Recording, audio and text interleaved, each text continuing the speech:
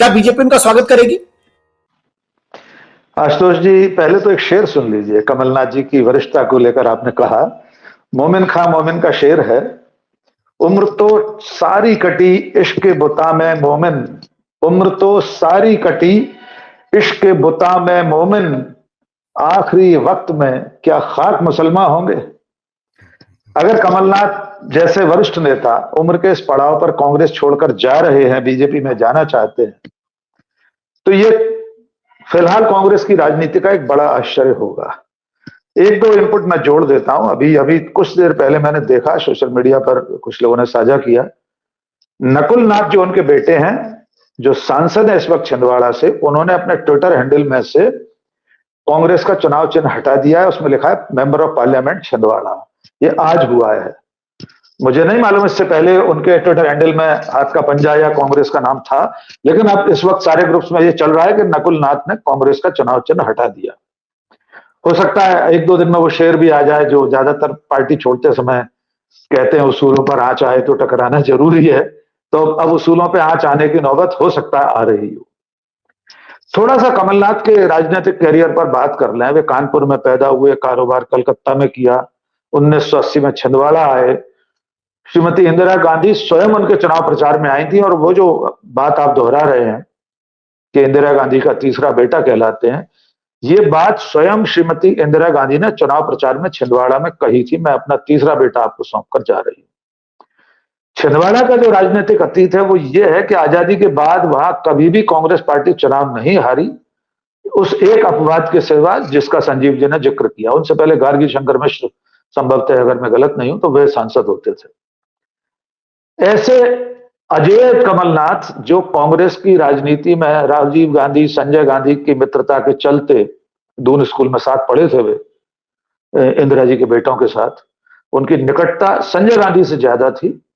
और इसका प्रमाण उन्होंने तब दिया था जब वे 2018 के विधानसभा चुनाव से पहले पीसीसी अध्यक्ष बनकर आए थे। तो पहली बार इतिहास में संजय गांधी की तस्वीर कमलनाथ के अपने चैम्बर में लगी थी, पीसीसी के दफ्तर में लगी थी। कमलनाथ केंद्र की सरकारों में कितना रहे हम सब जानते हैं, बहुत महत्वपूर्ण उनके पास मंत्रालय रहे, वे मुख्यमंत्री रहे, 2 बार प्रदेश कांग्रेस अध्यक्ष रहे, रियो सम्मेलनों में वे देश का प्रतिनिधित्व करते थे। और एक रिकॉर्ड है, सबसे ज्यादा पर्यावरण, अंतर्राष्ट्रीय पर्यावरण सम्मेलन में सबसे ज्यादा बार भागीदारी करने वाले कमलनाथ।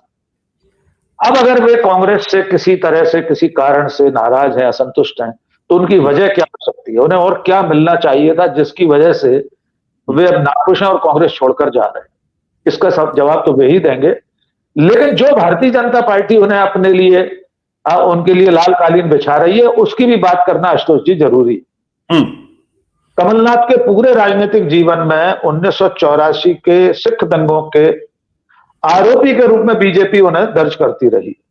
वीडी शर्मा हो, बीजेपी का पूरा मीडिया सेल हो, सारे बड़े बड़े नेता हर अवसर पर, हर चुनाव से पहले 1984 के दिल्ली में सिख विरोधी दंगों में कमलनाथ की संलिप्तता का मुद्दा उठाते रहे, जबकि कमलनाथ कभी भी किसी मामले में वहां आरोपी नहीं है पुलिस की फाइलों में, जहां तक मेरी जानकारी है जी। लेकिन हर बार बीजेपी कहती रही है कि सिख विरोधी दंगों के आरोपी हैं कमलनाथ। एक बयान और जोड़ दीजिए, आपने सुमित्रा महाजन और वीडी शर्मा के बयान का जिक्र किया, लेकिन एक बयान और उल्लेखनीय है, वो बयान है कैलाश विजयवर्गीय का। उन्होंने भी कमलनाथ के संदर्भ में थोड़े दिन पहले कहा था कि बासी फल कौन लेगा, सड़े को कौन स्वीकार करेगा। लेकिन ये भारतीय जनता पार्टी है, नरेंद्र मोदी अमित शाह की भाजपा है, जिसमें 70,000 करोड़ के घोटाले के आरोपी अजित पवार 70 घंटे के भीतर परम पवित्र होकर बीजेपी में आ जाते हैं। हेमंता विश्व शर्मा, जिसके खिलाफ पत्रिका छापी थी बीजेपी ने, असम में घर घर बांटी थी, वो आज बीजेपी की मंत्री हैं। तो कमलनाथ कुछ भी रहे हों, बीजेपी के लिए उनके दरवाजे अगर खुल जाएंगे तो कमलनाथ के सारे पाप, उनकी सारी गलतियां, सारी अनियमितताएं, सारे घोट सब पर्दे के पीछे चले जाएंगे और बीजेपी उनका स्वागत करेगी। तो मैं आईने में दोनों को रखना चाहता हूं, जो भाजपा उनका स्वागत करने के लिए दरवाजे खोलकर तैयार खड़ी है, और किस बहाने से कि राम मंदिर का बहिष्कार कांग्रेस ने किया था, इसलिए कमलनाथ अगर राम का नाम लें और आ जाएं तो राम के नाम की माला जपने से सारे पाप कट जाते हैं, वैतरणी पार हो जाती है। ये बीजेपी का कहना है। मजेदार होगा यह देखना कि वे लोग जिनके ट्विटर हैंडल कमलनाथ के खिलाफ भरे पड़े हैं, वे आज शाम से डिलीट करना शुरू करते हैं या एक आध दिन और इंतजार करते हैं। राकेश, एक सवाल महत्वपूर्ण, क्या कमलनाथ, इसका मतलब यह कि इस बारे ये उम्मीद, आशंका या संभावना, कुछ भी आप कह लें, अपने अपने हिसाब से उसका इंटरप्रिटेशन कर सकते हैं कि कमलनाथ जा सकते हैं, क्या यह बात कमलनाथ के अकेले जाने की है या यह हो सकता है कमलनाथ न जाए, उनका बेटा जाए और उनके साथ कुछ विधायक जाए, क्या यह भी संभावना है? मैं तस्वीर के इसी पहलू पर ज्यादा गौर कर रहा हूं। हो सकता है कमलनाथ न जाएं, नकुलनाथ जाएं और उनके साथ 2-1 विधायक जाएं। यद्यपि विधायकों का जाना इस वक्त थोड़ा रिस्की है, अभी चुनाव खत्म हुए, कोई विधायक दोबारा चुनाव में जाने का जोखिम नहीं लेगा शायद। यद्यपि बीजेपी की सरकार है, राम मंदिर का माहौल है, उपचुनाव करा के फिर भी जीत सकते हैं, और कमलनाथ का तो अपना क्षेत्र है, वहां कमलनाथ कांग्रेस काम करती रही है। ये विधायक जो उनके साथ जीतकर आए हैं सातों या और 10-12, वे उपचुनाव में भी जीत सकते हैं। लेकिन मैं इसको, क्रोनोलॉजी को ऐसे समझना चाहता हूं, हो सकता है नकुलनाथ अभी जाए, कमलनाथ न जाए, वे कहते हैं बेटे की राह अलग है, मैं इसमें क्या कर सकता हूं, कुछ भी संभव है।